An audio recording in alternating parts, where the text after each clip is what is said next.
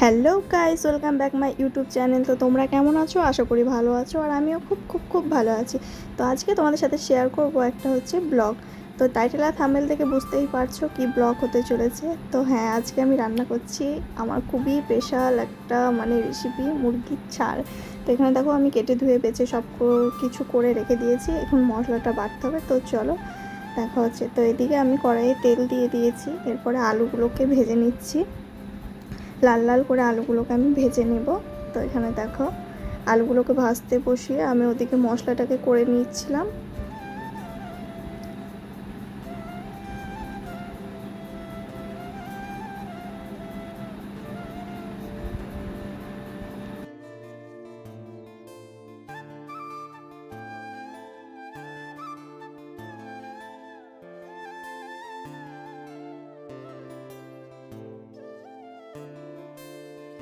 তো এদিকে দেখো আলুগুলো সব ভাজা হয়ে গেছে, লাল লাল করে আমি ভেজে ফেলেছি আলুগুলোকে। এরপর আমি তুলে নেব একটা পাত্রে, আলুগুলোকে সব তুলে নিয়েছি। এরপরে কড়াইয়ে দিয়ে দিলাম হচ্ছে কুচনো পেঁয়াজ, কুচনো পেঁয়াজ দিয়ে দিলাম, টমেটো, তার সাথে চেরা কাঁচা লঙ্কা। তোমরা এবার যে যেরকম ঝাল খাও তোমরা সেরকম অনুযায়ী কাঁচা লঙ্কা দেবে। আমরা একটু ঝাল বেশি খাই, তোমাদের দাদাভাই একটু ঝাল বেশি খায়, সেই জন্য আমরা একটু লঙ্কার পরিমাণটা একটু বেশি দিয়েছিলাম। গুঁড়ো মশলাও দিয়েছিলাম, গুঁড়ো লঙ্কা দিয়েছিলাম, আবার কাঁচা লঙ্কাও চিড়ে দিয়েছিলাম। তো এখানে করে পেঁয়াজ, কাঁচা লঙ্কা, তারপর টমেটো আমি একটু লবণ দিয়ে, হালকা লবণ দিয়ে আমি এটাকে ভাজা ভাজা করে নিচ্ছিলাম। লবণ দিলে পেঁয়াজগুলো তাড়াতাড়ি নরম হয়ে যায়। তো এদিকে দেখো পেঁয়াজটা ভাজা হয়ে গেছে। তারপরে আমি যে মশলাটা ছিল সেই মশলাটাকে দিয়ে দিলাম। আদা, রসুন, একটা পেঁয়াজ বেটে আমি দিয়েছিলাম এতে। তো এই দেখো এদিকে আমি দিয়ে দিলাম হলুদ গুঁড়ো,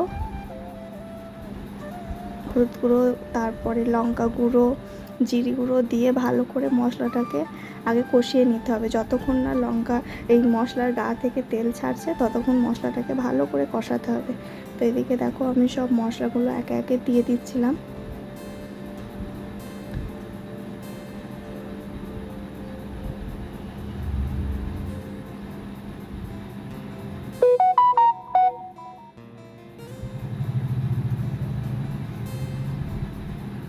মশলাটাকে দিয়ে দেওয়ার পর ভালো করে কষাতে হবে, কারণ মশলার গা থেকে যতক্ষণ না তেল বেরোচ্ছে ততক্ষণ ভালো করে মশলাটাকে কষিয়ে কষিয়ে রান্নাটা করতে হবে।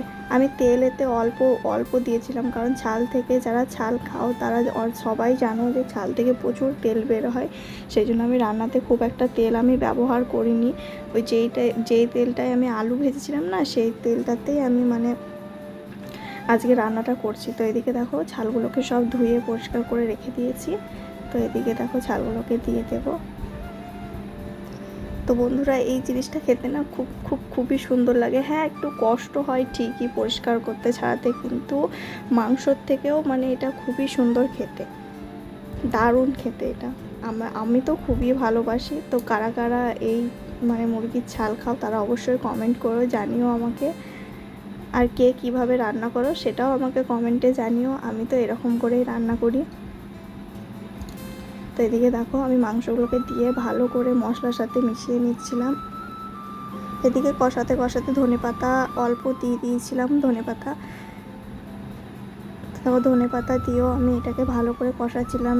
যতক্ষণ না এর গা থেকে তেল ছাড়ছে ততক্ষণ ধরে এটাকে নাড়াচাড়া করতে হবে। ঢেকে ঢেকে ভালো করে কষিয়ে কষিয়ে রান্না করতে হবে। আর গ্যাসের ফ্লেমটা অল্প করে দেবে, তাহলে জিনিসটা ধরে যাবে না, কারণ এটা খুবই প্রচুর পরিমাণে তেল বের হয়। তো দেখো এদিকে দেখো কত তেল বেরিয়ে গেছে। এখানে আমি কিন্তু একটুকু তেল দিইনি, যা তেল ছিল সেটাই। তো দেখো কত তেল বেরিয়ে গেছে। এরপরে আমি আলুগুলোকে দিয়ে দিচ্ছি। আলুগুলোকে দিয়ে আর একটু ভালো করে কষাবো, নাড়িয়ে চাড়িয়ে তারপর জল দিয়ে দেবো। তো এদিকে দেখো আমি আলুগুলোকে দিয়ে দিচ্ছিলাম।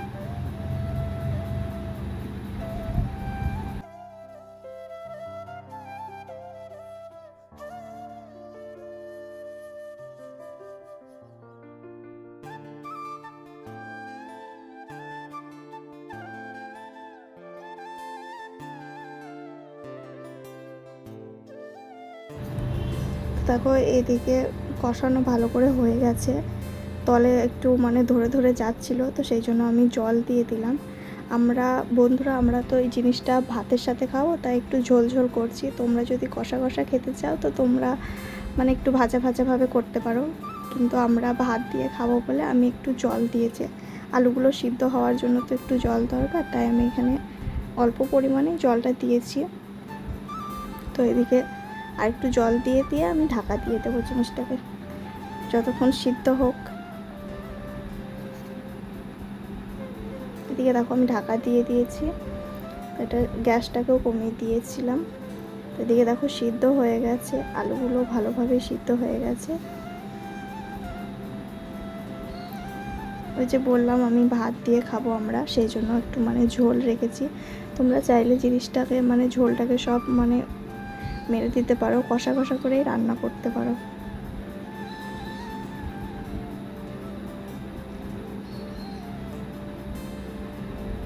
তো এদিকে দেখো আমার রান্না কমপ্লিট। তো একটু গরম মশলা দিয়ে দিচ্ছি ওপর থেকে। তো বন্ধুরা, যদি ভিডিওটা ভালো লাগে তাহলে অবশ্যই লাইক কমেন্ট শেয়ার করে দিও।